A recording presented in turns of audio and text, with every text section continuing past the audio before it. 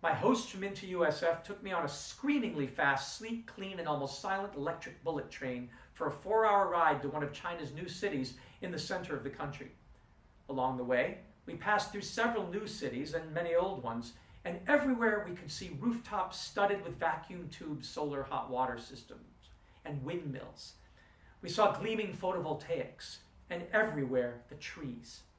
When we got into the city, I noted skyscraper housing projects that not only had the solar thermal on the roof, but had rows of photovoltaic panels under the windows on the south-facing walls. And just as I had witnessed in Shenzhen and Shanghai and Beijing previously, beautiful vegetated bike and electric scooter paths paralleled the highways, separated by rows of trees. And again, connecting the cities all along the new roads and filling them in, more trees.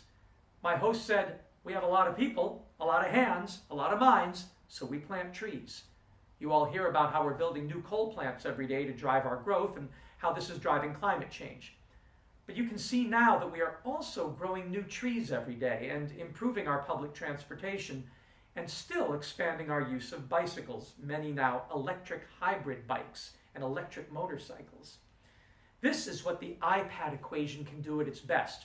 When P times T includes the right technologies and includes hands planting trees, then our impact, I, should go up, but in a good way.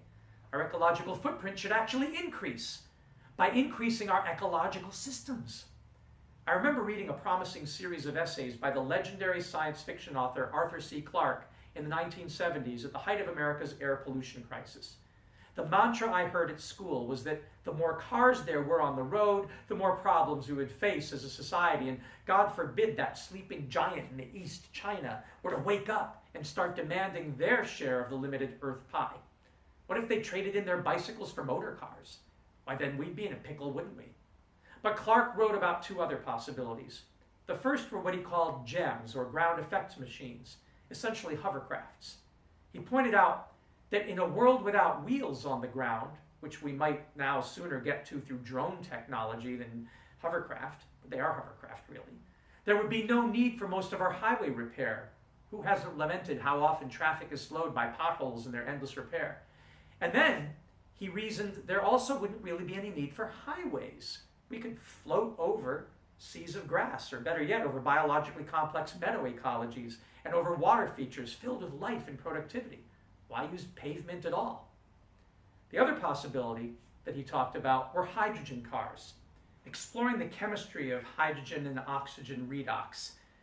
Whether we use combustion and stick with internal combustion engines, or use fuel cells, or go for all electric motors powered by hydrogen elsewhere, he concluded that the byproduct would simply be water vapor.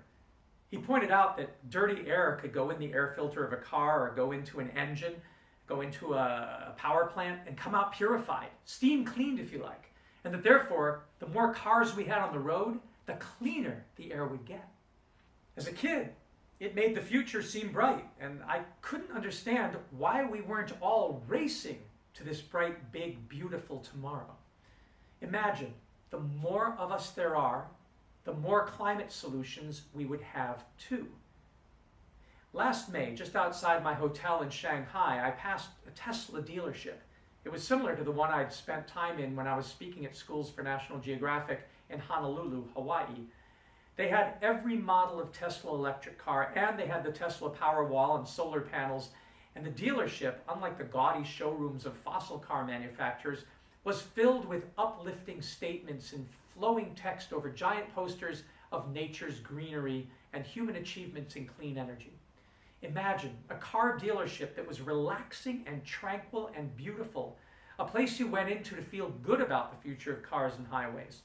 And those highways outside my hotel, well, I could step out on my balcony and look down, and the double-decker highway that stretched out to the horizon was a riot of green and pink and red, because all of the supporting columns were wrapped in ivy and vegetation.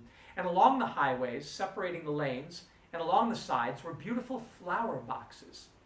Along the walls of the city park, where old people gathered at night to waltz in the moonlight and to do Tai Chi by the water features in the morning, as joggers passed during the day, I noticed that there were forward-thinking posters depicting the city of tomorrow, with slogans about responsibility that each of us has to making a green, sustainable future. I don't want to exaggerate